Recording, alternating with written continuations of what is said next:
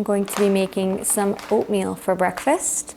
I'm going to try making pumpkin, cinnamon, banana oatmeal. I've actually never put pumpkin in oatmeal before, so I'm curious to try it. I have a feeling it's going to be great. And I've got a few frozen chunks of mango in my freezer to use up, so I'm also going to put them in this oatmeal bowl as well. I'm going to be making 3 cups of dried oats. Alex is having some too, so we're going to be having about 1.5 dry cups each. And then I'm just going to slice this banana on top of it. All right.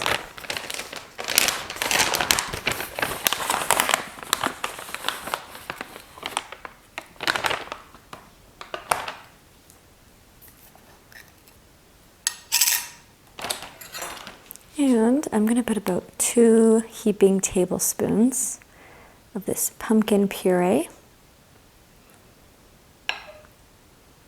It's honestly so fragrant. I just opened the can and it smells like sweet pumpkin pie. And putting most of the sliced banana on top of this oatmeal. And I'm going to give this little piece here to my sweet doggy Beckham. He loves bananas. Lots of cinnamon. I'm just doing it like this, showing all the ingredients separate to make it look pretty for a picture. But then I'll pour in my soy milk and just stir everything together. All right, I've taken my pretty picture and now I'm going to add in my stevia. Oh, that's a lot. And a little drizzle of soy milk. Might not look as pretty, but it tastes much more delicious when everything is all mixed together and you get all the flavors combined. Now sometimes I will have people message me and say that oatmeal doesn't fill them up when they have it for breakfast. And I will say that maybe they're having tiny little bowls of oatmeal. And they should try having larger portions like this one. 1.5 cups of dry old-fashioned oatmeal, or steel cut oats are great as well. And add in some fruit and some soy milk as well. There's protein in soy milk. Look at this. All right, time to go enjoy this big bowl of deliciousness. All right, for lunch, I'm going to make a cucumber salad with some lentils and baked tofu. So I've got some leftover tofu here, a package that I opened the other day. And I'm going to cut this into cubes and bake it on a baking tray in the oven, 400 degrees for about 20 minutes with some garlic powder on top. Really easy to do. And I'm actually going to bake up all of that because I'm quite hungry. And also going into this salad, I'm going to slice up this Roma tomato, dice half of this onion, put some crushed red pepper, garlic powder, dill, which I absolutely love. And I'm going to peel the cucumber and dice that up as well. And some cooked lentils. Normally I just use lentils from a can, but the other day I got some that were dried and I just made them myself and it was actually pretty easy. And this was like $2 worth of lentils. There was actually more than this. I've already eaten some and it makes so many lentils. So honestly, it saves even more money doing it this way, so I might do it like this again in the future. And if you want to see a closer look at the tofu I'm using, it is from the brand Nasoya, and it's firm tofu. I like to get extra firm when it's available. I just find that that turns out the best for savory dishes like this. The other tofu, the softer ones, are better for desserts. They're more like a jello pudding kind of a texture. Now I will say that tofu and pasta and avocado are sort of borderline foods that if you are really wanting to do a true low calorie density diet 100% and you really are focused on weight loss, you may want to limit these foods, or maybe even just do a 30-day challenge where you follow only low calorie density and you don't have these foods. That's kind of what I did when I initially started doing this and was losing weight, and then I reintroduced pasta, avocado, and tofu, and it did not make me gain weight at all. So I think this just really depends on your metabolism, like how low down the calorie density scale do you need to go specifically in order to see the best weight loss results. If you have only 10 pounds to lose to get to your ideal weight range and you're not seeing the scale budge anymore, then I would recommend limiting tofu, pasta, and avocado, and really just focusing on the wet starches, the potato, sweet potato, the barley, millet, lentils, beans, veggies, fruit, of course, and see how that goes for you.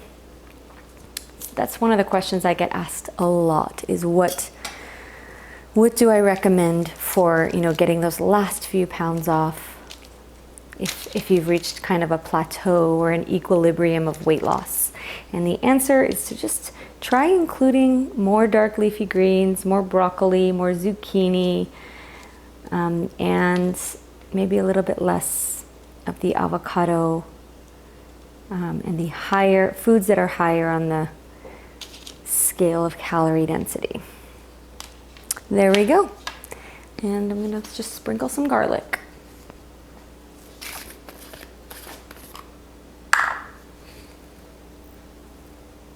Okay, we're just gonna sprinkle the garlic powder all over this.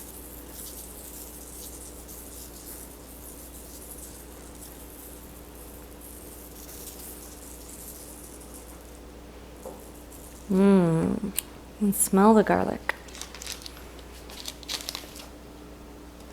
And I know a lot of people say that they don't like tofu, but tofu is essentially tasteless. It just absorbs whatever flavor that you put on it. So if you put soy sauce on it, they taste like little soy sauce cubes. If you put lemon on them, they taste like little lemony cubes. All right, I'm going to just use half of this cucumber. Maybe a little more than half.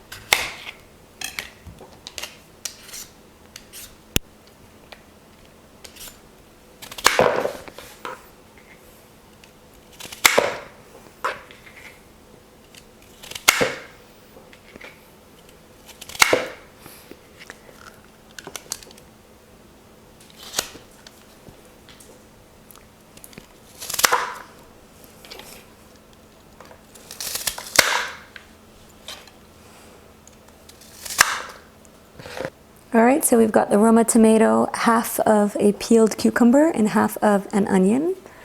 And now I'm gonna add in the lentils. And I think I will do an entire cup. Now again, with this way of eating, you do not by any means need to measure out your portions of food. These foods are all incredibly low calorie dense and you don't need to do this. I'm just doing this to show the people who always ask me exactly how many cups and how many tablespoons and teaspoons of food that I'm eating.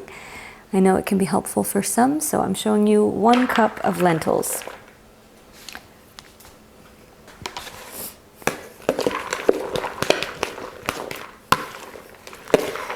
Good mix around.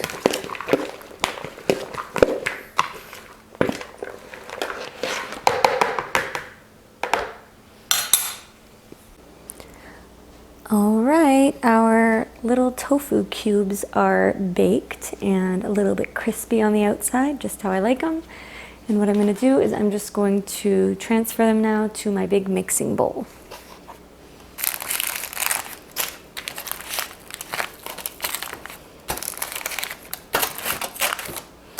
All right, I'm gonna add in some lime juice, just a drizzle of lime juice, some sea salt, my dill. I'm not measuring this, I'm just kind of pouring lots in. Chili flakes,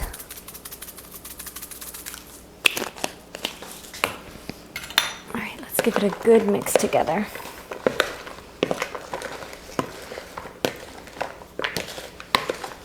Honestly, if I wasn't filming this, I would probably just eat it from the bowl like this, but I'm going to transfer it to another bowl to take a nice picture.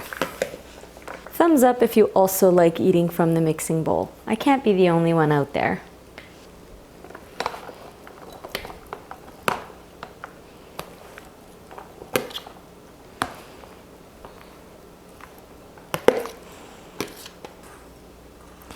Yum, yum, yum.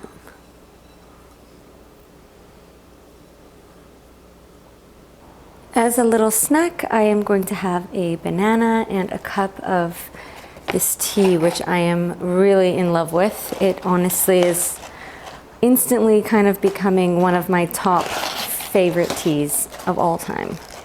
It smells like vanilla and peppermint, two of my favorite flavors. And it's just honestly delicious. This is not sponsored in any way, but I'm just a really big fan of this tea.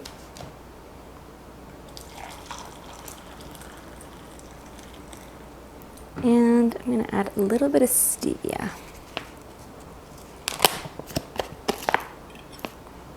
I hope that this is not a seasonal tea that's just around for the holidays, because I would like to have this all year round. I might have to go back and buy a few boxes.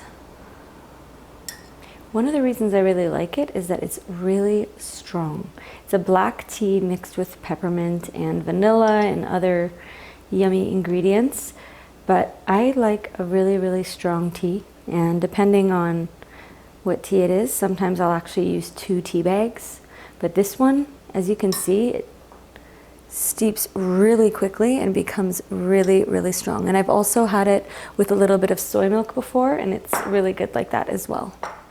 Okay, for dinner, this could not possibly be easier. And this dinner is something that you can definitely replicate if you are very busy and you don't have a ton of time or energy to put toward making meals. So I'm going to bake a sweet potato in the oven on 450 degrees for about 40 minutes.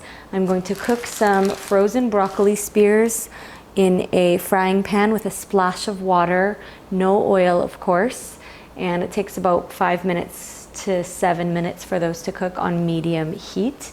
I'm going to warm up half a can of chickpeas. You can actually just rinse these out and pour half of the can into the same frying pan with the broccoli spears. So once these are cooked, basically you're just going to warm these up, and it just takes about 60 seconds to get these warm.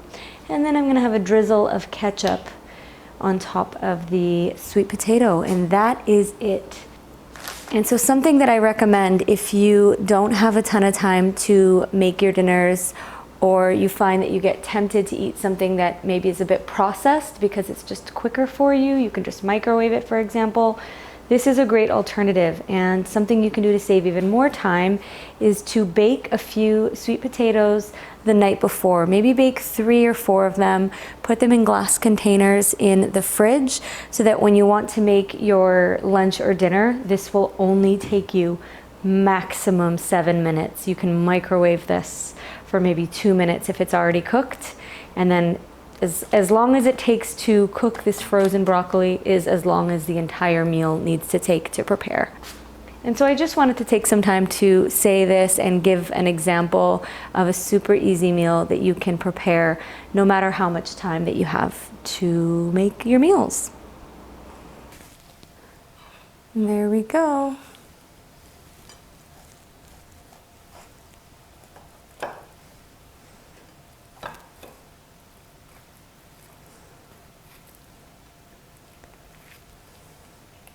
Putting some ketchup on now.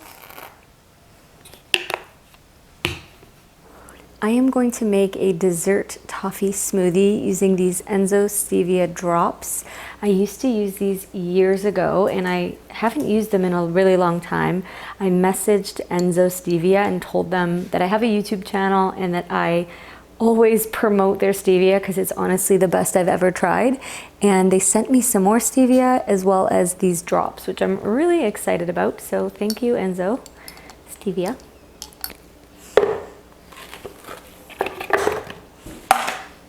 got 1 cup, approximately a cup of frozen cauliflower.